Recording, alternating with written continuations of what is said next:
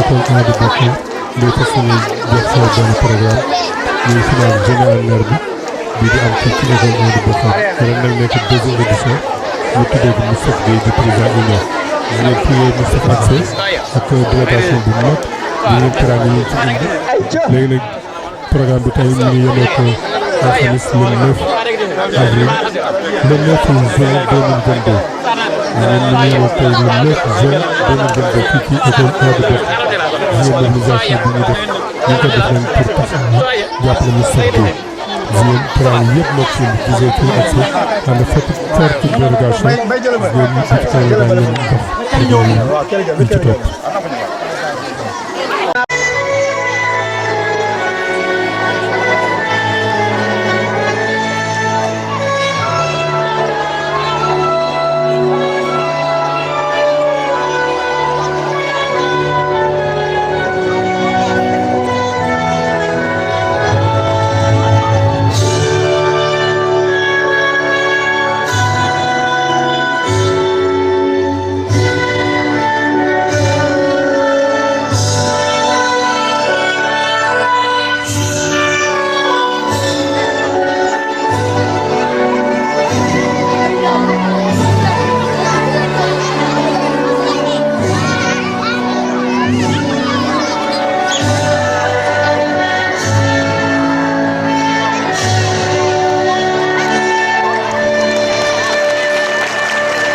préparer leen ci seen wàllu examen mais aussi tàggat xale yi ci wàllu xereñ mais aussi installé si ñoom ci li nga xamante ni mooy esprit de compétition ndax xam nañ ni jamono bi nga xam ne adduna bi foofu la toll dañoo toll ci monde boo xam ne monde de compétition la il faut nga nekk ku compétitif pour nga mën a bokk ci ñi nga xamante ni ñoom ñooy émerger du lot parce que jamono bi affaire bi dafa xaw a serré donc ci loolu nag ci la ñu installé li nga xamante ni mooy génie en herbe at mu jot ñu daal di koy amal daaw moo nekkoon première édition ñu àndoon ci ak suñu grand Alassane Ndiaye Guèye xam naa dinañ ko fi gis bu ci kanamee tuuti ren ñu ñëw ànd ci ak ki nga xamante ni mooy itam suñu grand suñu lépp la di Moustapha Guèye mu ñëw ànd vraiment ak ay xaritam ñu ràññee si sama goro Abdoulaye Thiam Diallo mu ànd également ak suñu grand Alassane Niass ànd également ak xaritam Balla Diop donc ñu di leen dalal di leen wax bismillah fii ci école 1 bu Bokhol ngeen ñëw nag fekk fi le directeur de l' école monsieur Bolol Dem mi ngi nii monsieur le directeur veuillez vous présenter jugal taxaw ñu gis la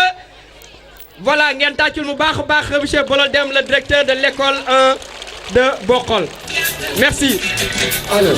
mais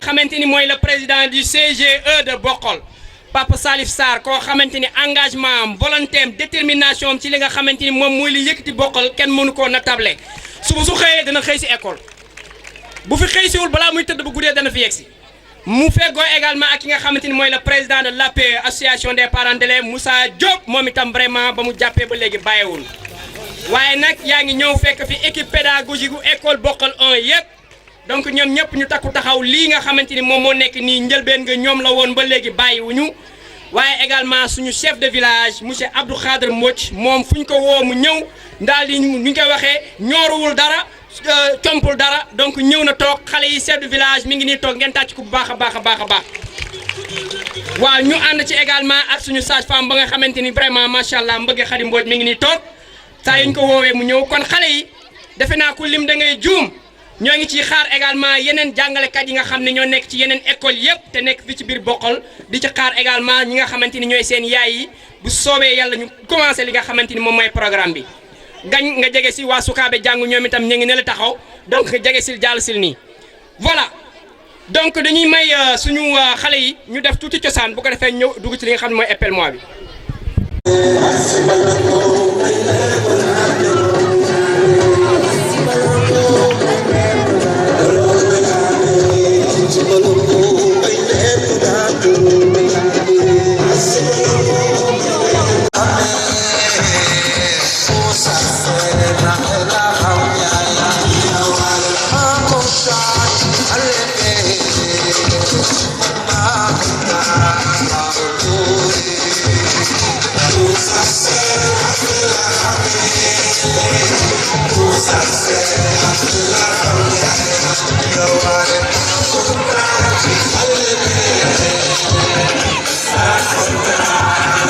Go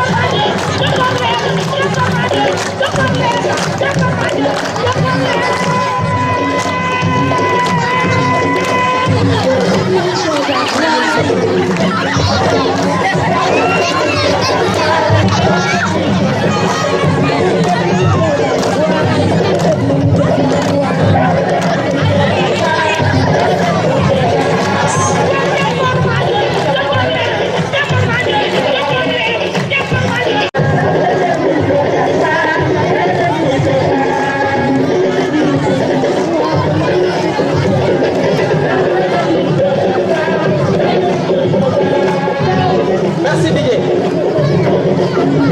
Merci. Machallah, amna solo. Defe naa kon rek. Je suis classe de C2B. Merci. Bonjour. Bonsoir. Je m'appelle Moussa Ndiaye. Je fais la classe de C2A. Merci.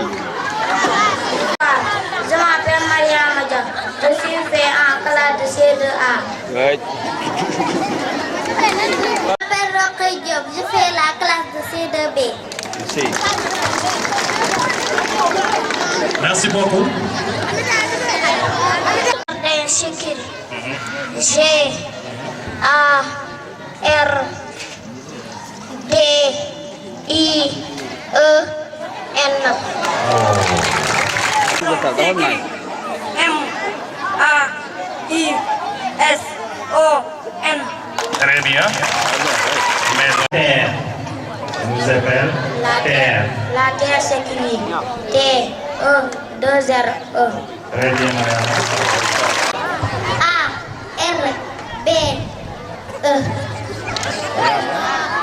Mariama. Tu nous appelles une armoire. Une armoire. Tu nous appelles armoire. Armoire s'écrit A R M O I R E. Très bien. Visage. Mon visage s'écrit B I. Déglu leen. J A J E. Yeux. Les yeux s'écrit S I E R. Mariama. Appelle-nous France. Branche s'écrit B A R. On dit branche. Branche. Oui. B R A N C C H E. Très bien. Bon point. Mariama Dia dafa jàpp benn posé benn. Fama Sow aussi la même chose. Maintenant on va les départager. Une fleur. Appelle-nous fleur. Fleur s'écrit F L E U R. Très bien. C H A T E U R. On va donner sauter N. Nord. Appelle-nous nord. Nord s'écrit O R D E. R I R E. Très bien. Maman s'écrit M O M N M A.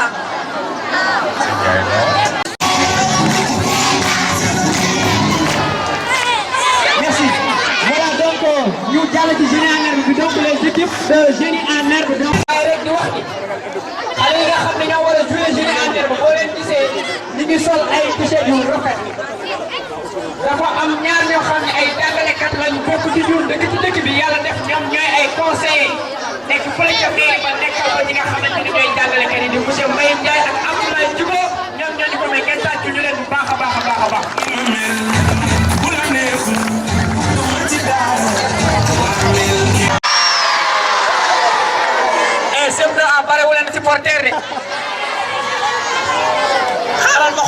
képp supporter ànd ñu ànd ak waa CM1B.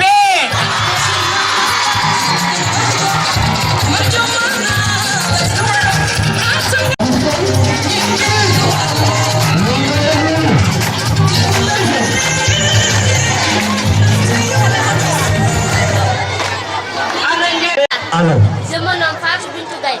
Je fais la classe de CM2A. Bonsoir, je m'appelle Mohamedou Lamine Goy. Je suis en classe de CM2A. Bonsoir, je m'appelle Adja Anne Diop. Je fais en classe de CM2A. Bonsoir, je m'appelle Fatim Sall. Je vais en classe de CM2A. Bonsoir, je m'appelle Dimion. Je fais la classe de CM2B. Bonsoir, je m'appelle Khadim Mbaye. Je suis venue ici pour représenter la classe de CM1B. Bonsoir, je m'appelle Maïmaremta. Je suis en classe de CM1B. Je suis venue ici pour représenter la classe de CM1. Bonsoir, je m'appelle Fatou. Je suis venue ici pour représenter la classe de CM1B. Bonsoir, je m'appelle Mam Alisam. Je viens ici pour représenter la classe de CM1B. Bonsoir. Aujourd'hui, nous allons assister à la finale de Génie en herbe qui oppose les deux équipes. Nous avons le CM1B et en face, nous avons le CM2A. Donc, les deux équipes vont compétir. Et je pense qu'aujourd'hui, nous allons assister à un match difficile qui oppose les 2 maîtres. Il s'agit de Papa Alassane Dia et de Monsieur Diop. Monsieur Diop vient de Saint-Louis. Papa Alassane.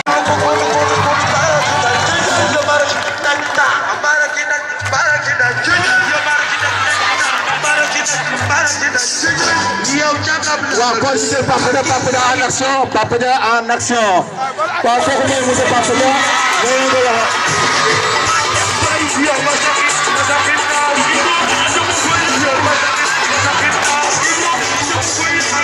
ñaari équipe yi boobaa léegi ñuy def ay match yi dafa fekk woon serré ñoom ñaar ñoo génn pour dem final loolu moo tax tey ñu invité parents yi invité seen moroomu élèves yi invité directeur invité chef du village ak ñëpp ñi nga xam ne ñu ngi dox ci wàllu jàng ak jàngale pour ñu ñëw ci programme bi ñu assisté ko pour xam seen doom ci lan la ñu nekk loolu moo tax ñu organisé ko bii mooy 2e édition première édition Papa Dia wax na ko sax Alassane Ndiaye Gaye moo ñu ko joxoon 2e bi ñu jox ko Moustapha Gueye je pense que Moustapha Gueye kenn du ko présenté parce que Moustapha fii si boppam la jàngee man ak moom ñoo bokkoon classe fii il était un élève brillant jàng na dem na ba Saint-Louis mu ñëw fii jiite union des de deux kon su ko joxee lii mérité na ko parce que milieu scolaire bii milieu la kon ngeen may ko wax ngeen tàcc ko avant ñu dugg ci marché.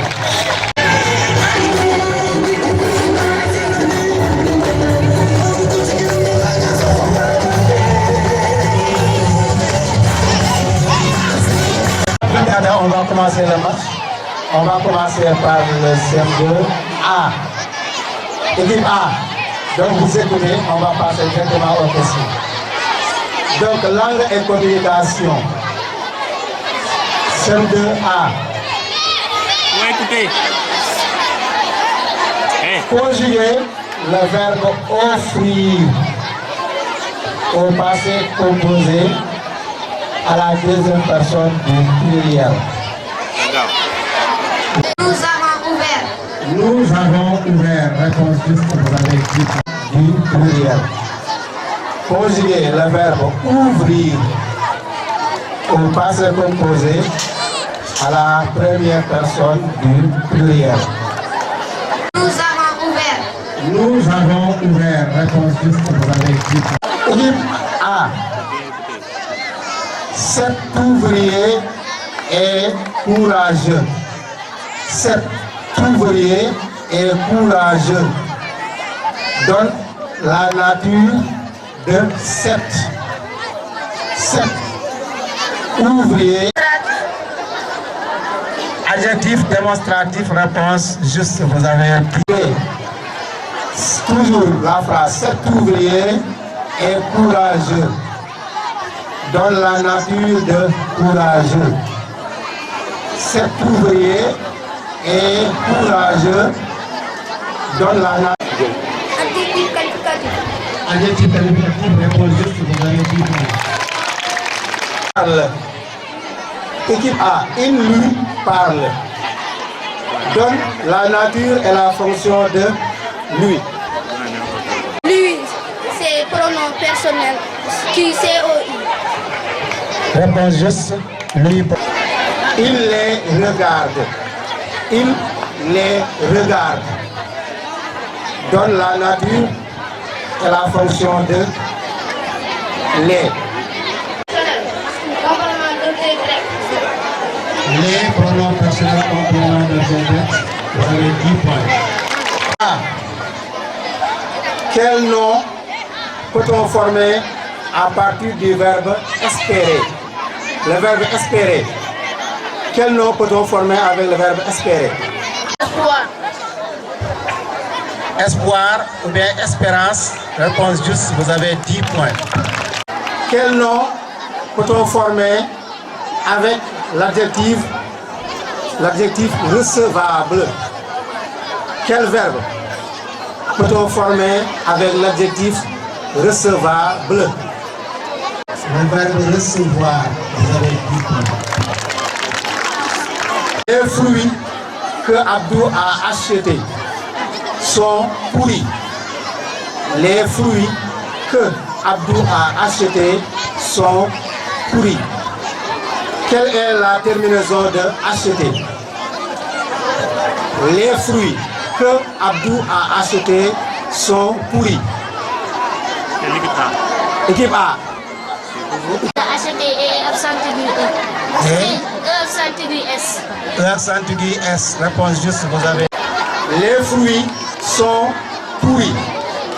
Les fruits sont pourris. Donne la terminaison de pourri. Les fruits. Yes, réponse juste, vous avez 10 points. Mathématiques. Un champ rectangulaire mesure 33 mètres sur 21 mètres. On l'entoure d'une triple rangée de fils de fer, aménageant une porte de 3 mètres. En aménageant une porte de 3 mètres, trouve la longueur de fil de fer. Donc vous trouvez la longueur de fil de fer. Je répète, un champ rectangulaire mesure 33 mètres sur 21 mètres. On l'entoure d'une triple rangée de fils de fer en aménageant une porte de 3 mètres. Trouve la longueur de fil de fer.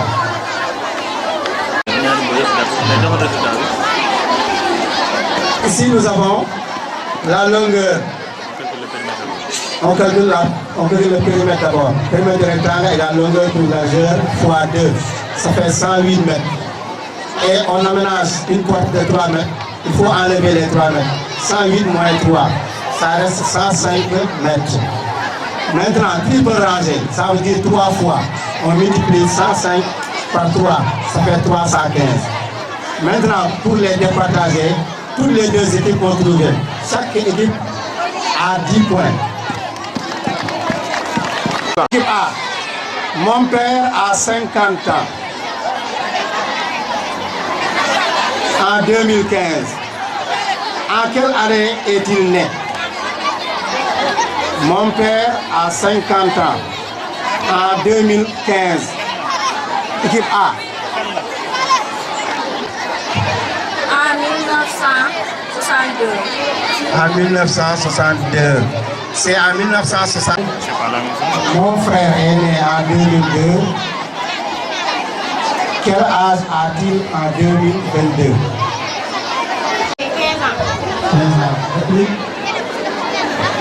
20 ans, réponse juste. Équipe B, 10 points. Il y a combien Il y a combien d'heures? Il y a combien d'heures et de minutes dans 125 minutes? Vous donnez l'heure et les minutes. Il y a combien d'heures et de minutes dans 125 minutes? 2 heures 5 minutes, réponse juste, vous avez 10 points. Ensemble. Dans une division, combien doit être le reste par rapport au diviseur? Plus grand ou plus petit? Je donne la réponse entre plus grand ou plus petit. Je répète. Donc le reste est toujours plus petit. Vous avez 10 points. Correctement. Donc question collective A et B. Département, région. Keur Massar, Mbour, Oussouye. Les régions, nous avons Saint-Louis, Dakar, Thiès, Ziguinchor. Vous reliez par une flèche. Toutes les deux équipes. Vous avez trouvé. La réponse, Keur Massar, c'est Dakar, Mbour, Thiès, Oussouye, Ziguinchor. Donc vous avez chaque équipe 20 points. Relais par équipe, sans consultation. Je pose une question. Si vous trouvez, on continue. Si vous ne trouvez pas, donc c'est l'autre équipe qui va continuer. On va commencer par l'équipe A.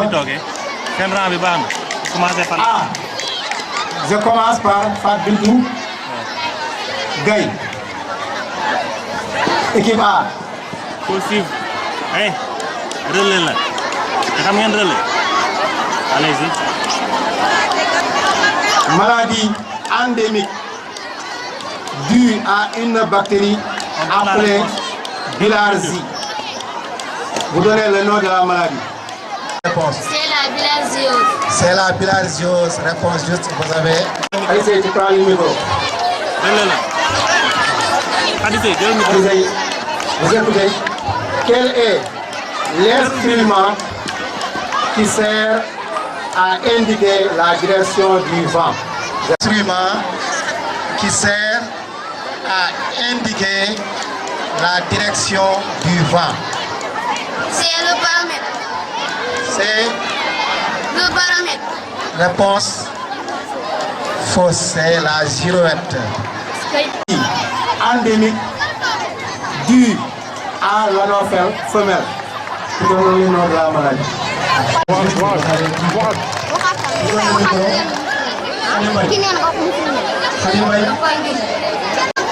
Quel est l'instrument qui sert à mesurer la quantité de pluie? Le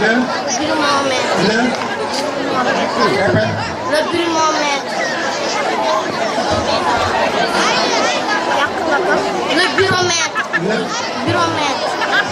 C'est le A. Il faut bien suivre. Culture générale, équipe A.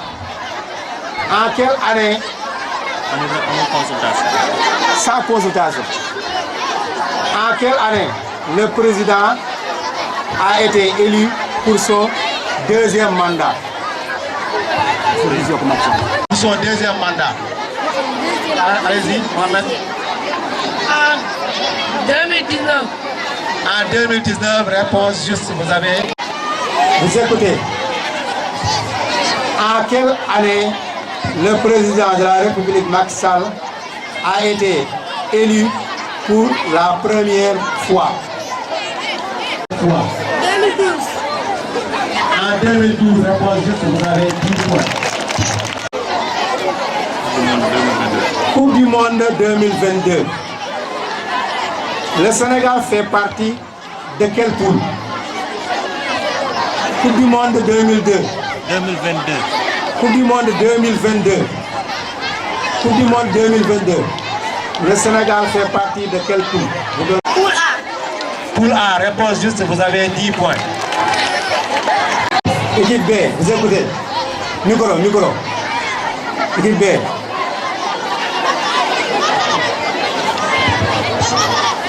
Quel est le nom du pays organisateur de la Coupe du Monde?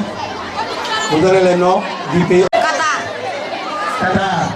Réponse juste, vous avez 10 points. Quel est le ministre qui est le ministre du sport au Sénégal? C'est monsieur Matarba, vous avez 10 points. Qui est le ministre de l'Éducation nationale au Sénégal? Mamadou Talla, réponse juste, vous avez 10 points. Question est claire. Question boobu moom mooy séparé ñaari équipe. Identification là à 50 points. Su leen jàppul ngeen dem à 30 points. Su leen jàppul ngeen dem à 10 points. Kon nag ñaari équipe yi am ngeen sas góorgóorlu leen bu baax ñu commencé affaire bi. Équipe A, vous écoutez. Je suis une loi suprême. Je suis une loi supérieure à toutes les autres lois. Qui suis-je? Vous avez 50 points. Équipe B, vous êtes à 50 points. Je suis né en 1906 à Joal. Qui suis-je? Je suis un homme d'État français, puis sénégalais, poète, écrivain. Qui suis-je? Léopold Sédar Senghor, vous avez 30 points. Donc c'est la fin du match, on va terminer les points.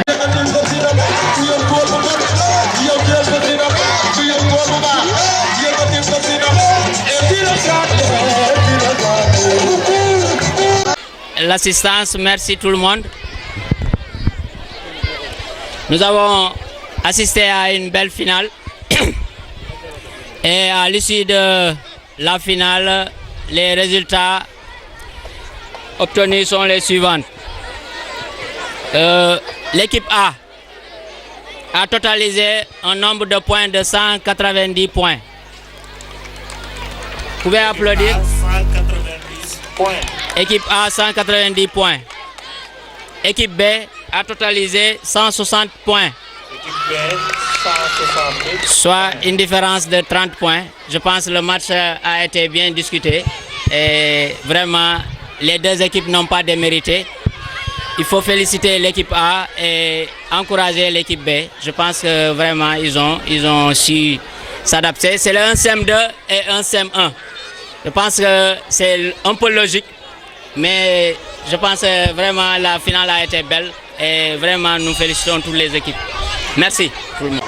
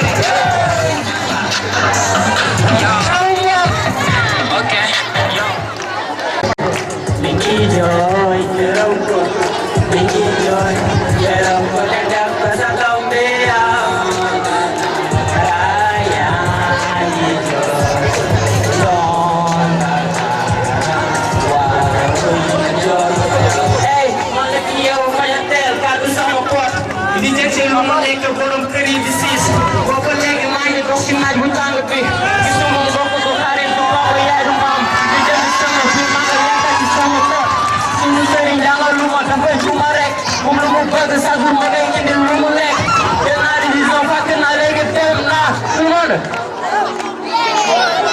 jël naa division fàkk naa léegi dem naa enjoy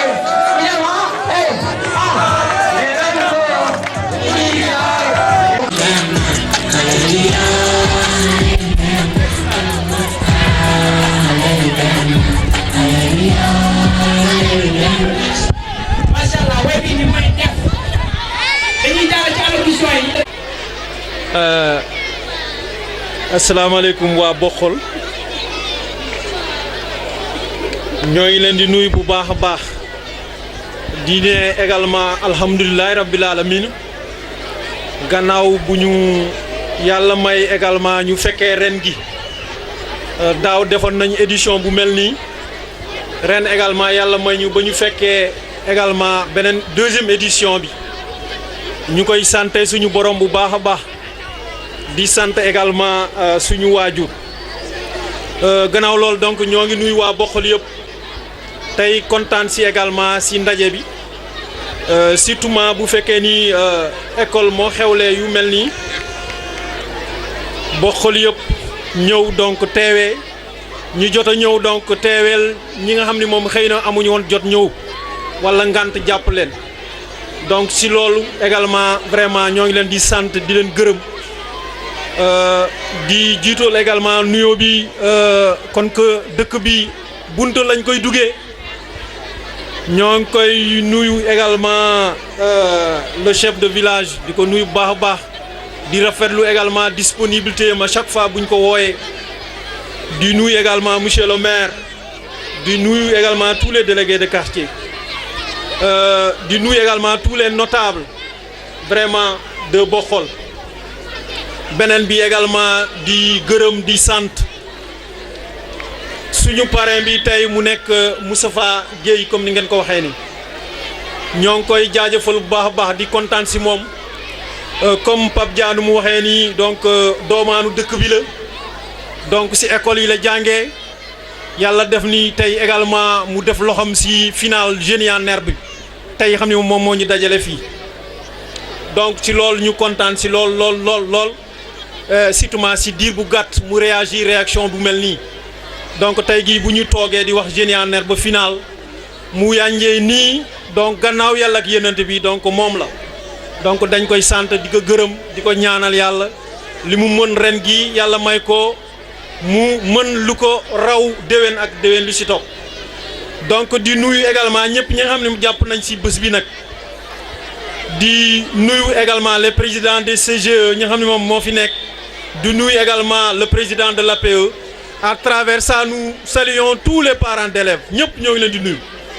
beneen bi di nuyu également le CODEC comme Pape Dianou mu ko waxee léegi mu représenter vraiment l'IEF en tant que le coordonnateur des collectifs donc des directeurs d'école si Bokhol moom mooy njiit gi donc teewel na fi IEF donc inspecteur départemental de Dagana yëpp moo leen di teewel donc si loolu ñu rafetlu également teewaay bi di rafetlu également suñu yeneen naataangoo également directeurs yi fi teew donc ñu leen di jaajëfal également di nuyu également di beral loxo vraiment sama équipe pédagogique mooy l'équipe pédagogique de Bokhol ñoo ngi leen di nuyu bu baax bëggoon naa le vraiment ngeen may leen loxo bu baax a baax équipe pédagogique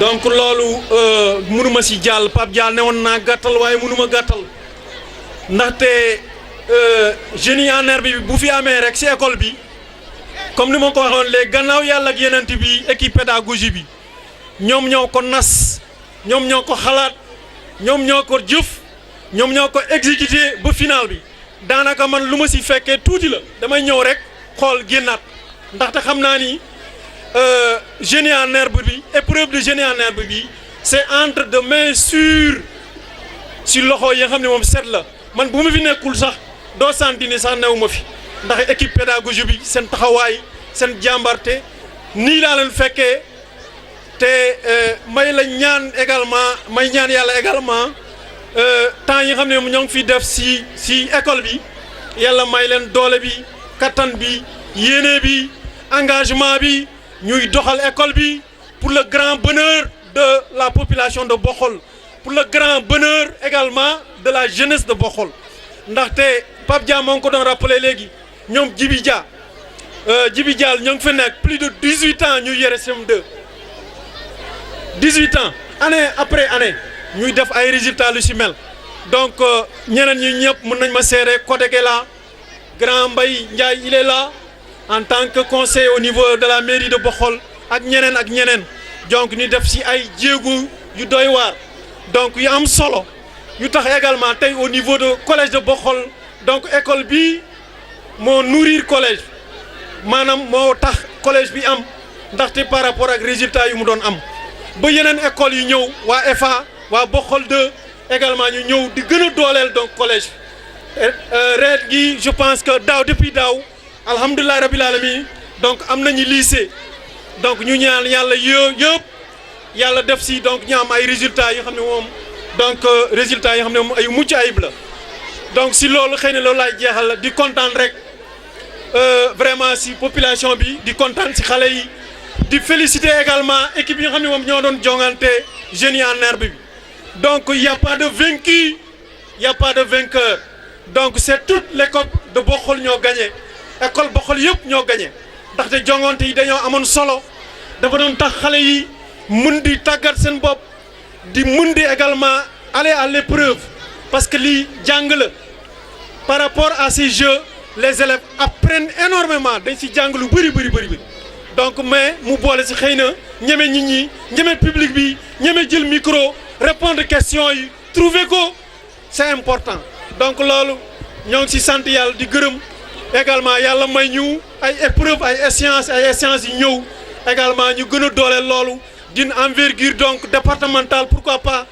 communale départementale et sinon pas régionale mais aussi nationale ñoo ngi nuyu ñëpp di gërëm ñëpp di jégalu également si guddal gi Pape Dia donc maa ngi kontaan bu baax. asalaamaaleykum comme ni ko Pape waxee rek incha allah ñu jéem ko gàttal jéem a ñaan yàlla nag ñu mën a wax lii nit ñi mën a dégg mën koo jëriñoo pour xam ko itam di sant yàlla bu baax a baax ci li fi am tey lii monsieur Diop wax na ko sànq Pape Diop wax na ko sànq lii day ñaax élèves yi ñi nga xam ne ñi ngi nekk ci gannaaw ñi nekk seen kanam ñi nekk ci gannaaw da leen di ñaax pour ñu jéem a daw dabe ji et puis moo jàngalekat bi dafa doon wax ni sa njaboot nga koy jàngal walla nga di ko yar da nga koy yar ñemeloo ko sa bopp bu baax a baax ba mu ñeme la mais nag am na foo xam ne boo ko xoolee moo xam li nga bëgg a wax kon ñoom équipe pédagogique bi ñu ngi def bay seen waar bu baax a baax dama bëggoon rek ñu may ma ñaari seconde rek ma wax ci li nga xam ne tey mooy fierté ci man ndax da bolul dem yàlla daf ma boole ak moom ñoo ngi tey 4 ans ñeenti at dafa mel ni directeur Moussa Wade bi fi nekkoon ñëpp xam nañu liggéeyam nu mu rafetee ak nu mu baaxee bu mu fi jógee ak liñ ko yóbbalee dafa mel ni fukki at ak juróom-ñett yu mu fi def dafa mel ni bolul dem tey remplir na condition yoo xam ne ci ñeenti at yooyu beneen bi mooy yàlla boole maag Moustapha Guèye mu nekk président de l'union d'ASD ingénieur délégué moo ñëw fii ci Bokhol wax ni Moustapha Guèye depuis début ticket fële ca Ndar ba balaa ngaa dem Gédé Santhi machine yi nga xam ne duggoon nañ ci union yi yëpp machine am kese moom mooy fonctionner kon moom meilleur gestionnaire mooy Moustapha Guèye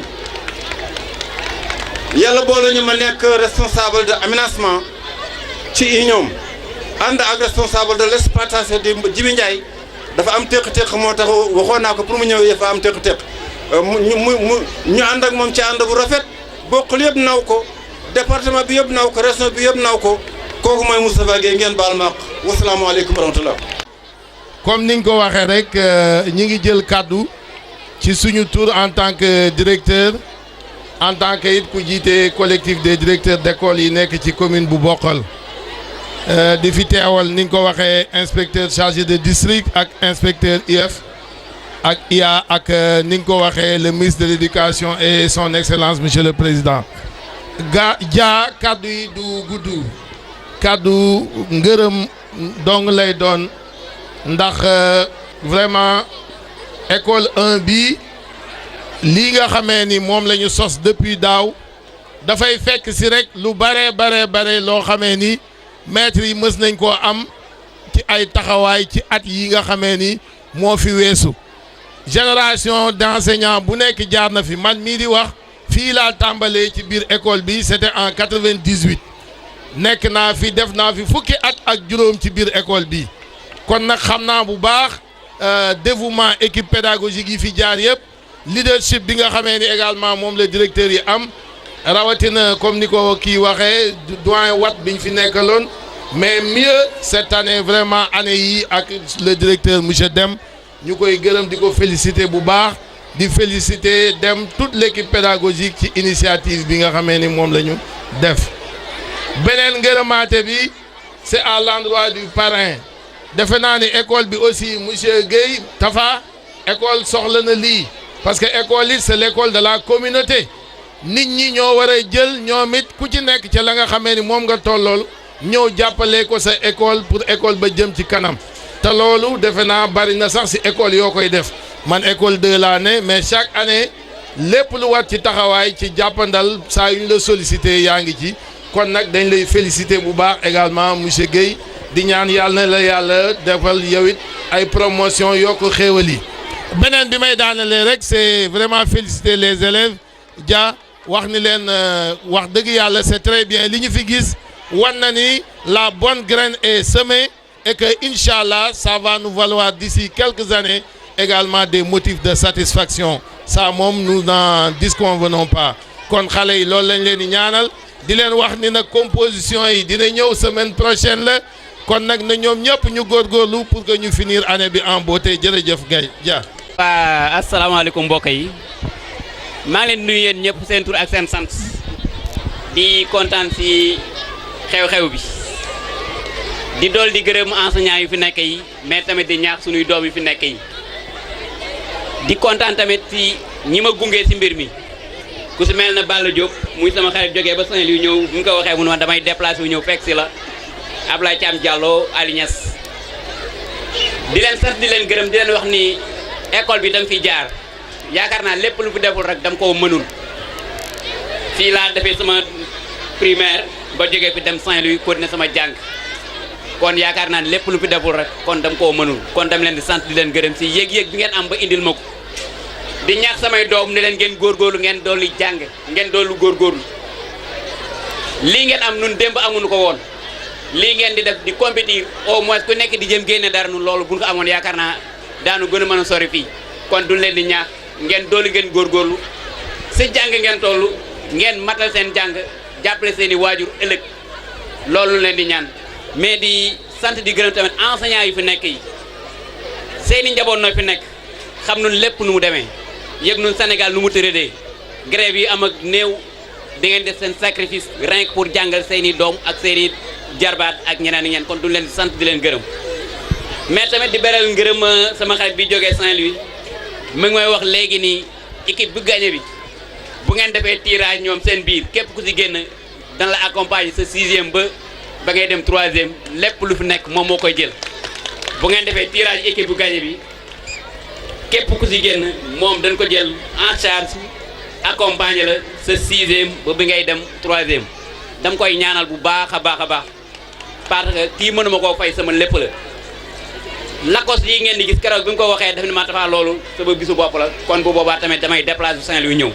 kon dem leen sant di leen gërëm di ñaan lii yan bu mu doon suñu mujjantalu jataay xëy na Pape Dia moo ko gàttal parce que bu nga waxee def non lii mais bu ma xamoon ne nii lay mel dina demee neneen mais yoon yemul si benn du leen sant di leen gërëm jëreen jëf lii moom mooy xarit déplacement Saint-Louis ba fii te seen naa benn oto bu yàgg mu taxaw fee xam naa ne rek moo ko déplacé xam nañ ne oto boobu xaalis bu bëri moo koy déplacé mais xëy na peut-être yàgg ko jaral rek mu ñëw vraiment fekkee sa bés te nag bés du tuuti moom borom lay tollool comme ni ma ko waxee man maa ko yem-yemal maa ni ko kenn tegu la dara yow boo ñu joxee sax nangam baax na mu daal di yëkkati sax dépassé la ma ko waxoon jox ñu ko kon defe naa ni mu ko waxee noonu la jërëjëf Guèye ñu ngi lay